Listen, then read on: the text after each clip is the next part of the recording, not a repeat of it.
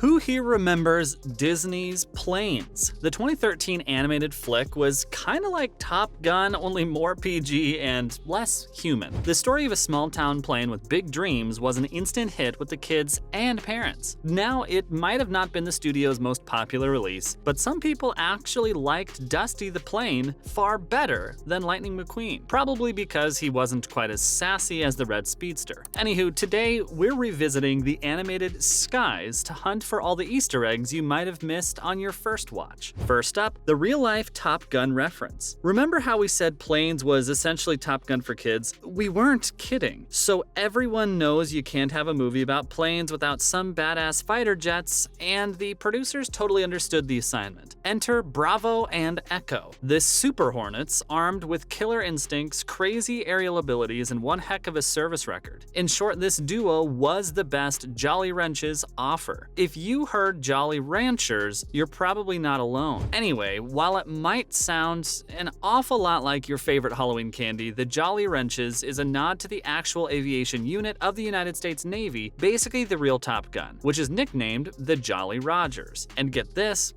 squadron flies Super Hornets exactly like Bravo and Echo. Now the Top Gun movie Easter egg. The accuracy of all the aviation-related details in Planes is pretty neat. Then again, we don't expect any less from the studio. Accuracy and attention to detail is what Disney's all about. But did you know they snuck in more than just real-life references? The studio went all out to bring out some of the 80s magic to its animated flick. While Tom Cruise wasn't a part of the Disney's Skies, the rest of the crew was. Guess who voiced the fighter jets Bravo and Echo? None other than Val Kilmer and Anthony Edwards, the living, breathing legends from the 1986 classic. If you've seen the original Top Gun, you'd know that Anthony Edwards plays Tom Cruise's trusty old pal Nick Bradshaw, aka Goose. Looks like he had better luck flying with Disney, considering the character died in the original film. Kilmer, on the other hand, played Kazakhsky, better known as the super competitive Iceman. Now, he had better luck in the film, but not only did he survive the first part, he got to reprise his iconic role in the sequel almost 36 years later. Although Planes was one of the last movies in which the actors could speak on his own, 2 years after its release, Kilmer was diagnosed with throat cancer and now relies on a voice box to speak. But it's still pretty cool how he got sort of a little Top Gun reunion in Planes. Speaking of, there's another fun little nod tucked away in the animated film. You'd have to go back to the scene where Bravo and Echo are sky high in their flight helmets, take a closer look at the headgear, and you'll realize that it's exactly like Iceman's and Goose's. The studio got everything right down to the design and color. Up next, all the planes in the background. If there's one thing Disney absolutely loves, it's sneaky little references to some of its favorite characters. Mickey Mouse, for example. You might have noticed several Mickey-shaped things in some of the most popular flicks. It's the same with Planes, only this time around they didn't go with the iconic mouse. Instead, the studio stuck to airplanes. Pretty apt, don't you think? If you go back to the beginning of the film, you'll notice several mountains in the background. Take a closer look and you'll see that they're shaped in the profile of large airplanes. In fact, the ones in town of Prop Wash kinda look like a bunch of Boeing B-17 flying fortresses. For those of you who aren't much of aviation enthusiasts, the Boeing B-17 is a 4-engined heavy bomber that was used in World War II. But those mountains aren't the only plane-shaped things in the film. If you look closely at all the sky scenes, you'll realize that some of the clouds are shaped like planes as well. And now, a Disney film with Pixar's good luck charm. Whether you believe them or not, it's a separate story, but there are plenty of good luck charms out there, from a 4-leaf clover to a rabbit's foot. But did you know Pixar has its very own lucky charm? One that has been a part of the studio since the very first Toy Story? Don't worry, you won't have to go through every Pixar movie ever to find what it is, because we've done that for you. It's the voice of John Ratzenberger, or you might know him as Ham, Andy's favorite piggy bank from the Toy Story franchise. Wondering why we're going on and on about Pixar when Planes is a Disney film? Well, because Planes was the first animated film outside Pixar that starred the voice of Ratzenberger. FYI, the voice of Harland, Trip's little jet Tug, in the first part, and came back to voice the plane of Brody in the sequel, Planes, Fire and Rescue. Here's a fun tidbit for you. He was a part of the insanely famous Cars trilogy, where he played Mac, Lightning McQueen's loyal transporter truck. Considering Planes is nowhere near as famous as Cars, we'd say good luck charms don't work work for everyone. Those were all the hidden references and Easter eggs we dug up from Planes, and guess what? We found a whole bunch of them in Planes, Fire and Rescue too. Next, a nod to true events. You'd be surprised to know that one of the most intense parts of the sequel is actually based on a true story. The scene where the character Blade takes Dusty into a mine to protect him from the fire is sort of an ode to the firefighter's act of bravery. According to director Bobs Gannaway, he was really inspired by firefighter Pulaski, who saved his crew by taking them into a mine during the 1910s Great Idaho Fire. You might remember the yellow fire truck from the movie. Yeah, he was named Pulaski after the hero. Who would have thought we'd find such a tribute in a Disney film of all places? The Piston Peak National Park is real, sort of. Gannaway really wanted to take us someplace we'd never seen before, so he took us to the beautiful Piston Peak National Park. Well, it turns out it actually does exist, well, in a way. If you've explored your fair share of parks in the country, then you'd notice that the national park from the film is based on a number of other parks. It has a little bit of Americana mashed up with Yellowstone, Yosemite, and a handful of other national parks. Of course, the studio added their own distinctive spin to the scenery. In fact, if you focus on when the film moves to the Grand Fuselage of Piston Peak, you'll notice a quirky building. According to the director himself, it was directly inspired by Yellowstone's iconic Old Faithful Inn. And Julie Bowen was all in for a Planes sequel. You probably know Julie Bowen from ABC's super famous sitcom Modern Family. Well, no one's a bigger fan of Disney's Plane than this Emmy-winning actress. Apparently, she signed up for the sequel before the first movie was even released. According to Bowen, she didn't know how she got a call for the movie, but was glad she ended up in the amazing Disney animation. Turns out, John Lasseter, the head of Walt Disney Animation Studios, is a huge fan of her show. Guess it pays to have such resourceful fans. Up next, it took a village to bring Planes to life. It's probably a lot more difficult to bring an animated film like Planes to life than any real-life film. Don't get us wrong, real-life films take blood and sweat, but animated ones, well, let's just say they take everything in between as well. From concept art to animation to real-life details, these films take a village. Planes, Fire and Rescue took a village of 900. Yep, you heard that right. A team of 900 spent almost 4 years to give us the sequel. See what we meant by blood, sweat, and everything in between? Lastly, real vehicles inspired the fictional character designs. Of course, the high-flying planes in the movie are fictional, but most of their designs were inspired by real-life aircraft or a mixture of them. Dusty Crophopper, for example, was inspired by 3 different kinds of planes: the Air Tractor 502, the Cessna, and the Air Dromedar.